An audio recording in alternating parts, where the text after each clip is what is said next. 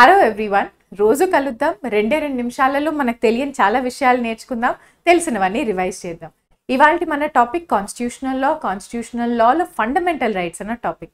మీరు కనుక constitution bare act open చేస్తే పార్ట్ 3లో మనకి ఫండమెంటల్ రైట్స్ అన్న టాపిక్ ఉంటుంది. అందులో ఆర్టికల్ 12 నుంచి స్టార్ట్ చేసి ఆర్టికల్ 35 వరకు ఈ ఫండమెంటల్ రైట్స్ అన్న టాపిక్ ఉంటుంది. అయితే దాంట్లో ఫస్ట్ ఆర్టికల్ 12లో అసలు ఈ రైట్స్ ఏవైతే ఉన్నాయో ఫండమెంటల్ రైట్స్, ఇవన్నీ ప్రొటెక్ట్ చేసే డ్యూటీ ఎవరిదో చెప్తుంది. స్టేట్ అన్న ఒక డెఫినేషన్ ఇస్తుంది. స్టేట్ మీనింగ్ ఏంటో చెప్తుంది. మన government, state government, central government, parliament, legislature, local bodies, ఇవన్నీ కూడా స్టేట్ యొక్క డెఫినేషన్లో వస్తాయి.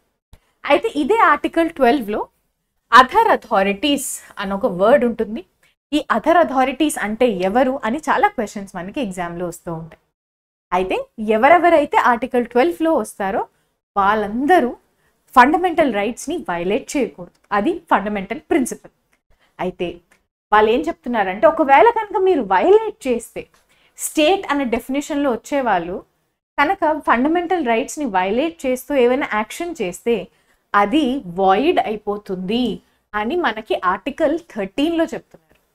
ఆర్టికల్ 13లో 3 ఇంపార్టెంట్ డాక్ట్రీన్స్ ఉంటాయి. ఆ డాక్ట్రీన్స్ ఏవేవి అంటే doctrine of eclipse, doctrine of waiver, doctrine of సెవరబిలిటీ. ఈ 3 డాక్ట్రీన్స్ మనకి అన్ని ఎగ్జామ్స్లో చాలా ఇంపార్టెంట్. మీరు కనుక ఏఐబీకి ప్రిపేర్ అవుతూ ఉంటే నా ఫుల్ కోర్స్లో నేను ఈ డాక్ట్రీన్స్ అన్నిటి గురించి ఎక్స్ప్లెయిన్ చేశాను. నా గైడెన్స్లో మీరు కనుక ప్రిపరేషన్ చేయాలి అనుకుంటే ఆ కోర్స్ జాయిన్ అవ్వచ్చు. అయితే ఇప్పుడు మన ఆర్టికల్ 13 ఇక్కడతో ఆగిపోదు.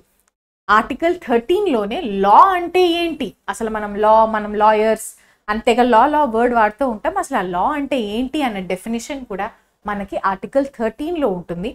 అలాగే ఆర్టికల్ 13లోనే అమెండ్మెంట్కి సంబంధించిన క్లాజ్ 4 అనేది ఒకటి ఉంటుంది. కాన్స్టిట్యూషనల్ అమెండ్మెంట్కి సంబంధించిన క్లాజ్ 4 అని ఉంటుంది. ఈ క్లాజ్ 4 మనం amendment of the constitution topic చదివేటప్పుడు చాలా ఇంపార్టెంట్ అవుతుంది. వచ్చే వీడియోస్లో మనం ఇంకొన్ని ఇంపార్టెంట్ టాపిక్స్ డిస్కస్ చేద్దాం.